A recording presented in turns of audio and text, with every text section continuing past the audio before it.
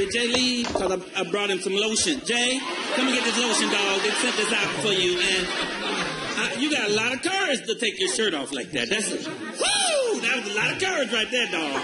I got a weight problem, but it ain't like that. It ain't like that. I ain't taking my shirt off. I'm proud of you.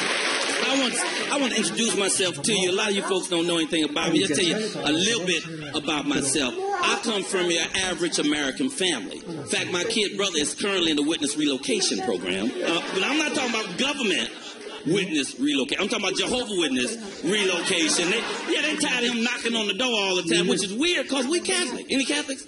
You Catholic? You Catholic? Me too, but I'm a happy Catholic. I've already accepted the fact that I'm going to hell. Let me tell you what happened.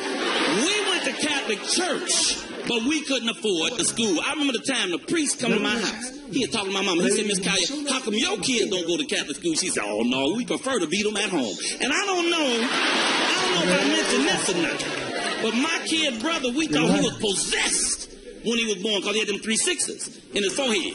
Okay, I'm lying. He really had a full house. But we cleaned him out. Oh, let me tell you what we did to my father, because my father sometimes would strike us, hit us and stuff, and I didn't like that, so I'd always get him back. We'd be sitting around the dinner table, we have guests, he'd reach for something, I'd do this, do this. But this is how we really got him. He believes in cryonics, where you freeze the body, bring the body back, and he insisted that when he died, we freeze the body. So we got him back. When he died, we had him cremated, but we put the ashes in the refrigerator. So that worked out pretty good.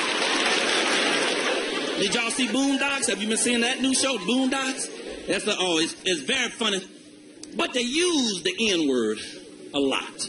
And I heard my man John Sal in his radio show talking about the N-word. And I see we have a European in the audience. Raise your hand, my friend. You, white guy. That's what I mean, white guy. Yeah, that's why I call all white people. And let me tell you something, my friend. I'm going to tell you now why I don't use the N-word, my friend. And if I'm out of line here, you raise your hand and correct me, sir. Because you're going to be our white representative. What's your name? Chuck. That's a nice, firm white name, Chuck. So, if I'm wrong, just raise your hand. I don't use the N-word. If you've heard me, you know I don't speak it when I'm talking to people. I don't use it on the stage. I really don't use it when we got company. Now, I'll tell you what I'm talking about. Europeans over the centuries have assimilated. Now, assimilated is to take on the culture and the styling of another culture by hanging out with that culture. Like, for instance, white folks will tell you that are kings of rock and roll, but Little Richard is still alive. He'll tell you who created that art form, and y'all have messed up the electric slide. So, you got to be, no, really. So, I don't like to use the word around you because I don't want you to take on the word, say it around some of my friends, and get hurt. Now, on the other hand, black folks have taken this same word that's used to make us feel bad about ourselves. It's a word created to hold our necks to the ground, but when we together, we suck all the power out of it, kick it, spin it, flip it. Whoa, that's my knee. Did you say that?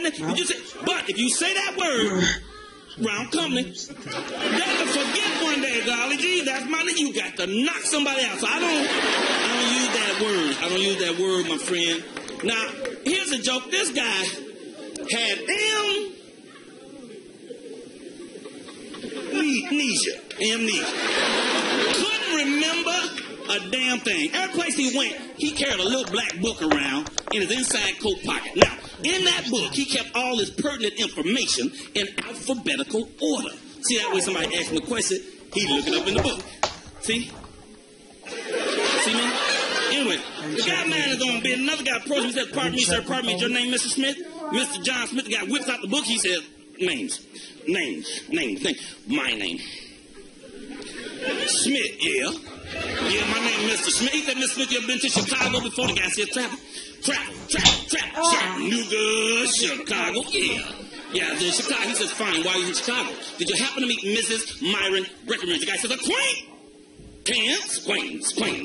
Bridge, Breckenridge. Yeah, I met Miss Breckenridge. He says, fine, while you was there, did you happen to have an affair with Mrs. Breckenridge? The guy says, affairs.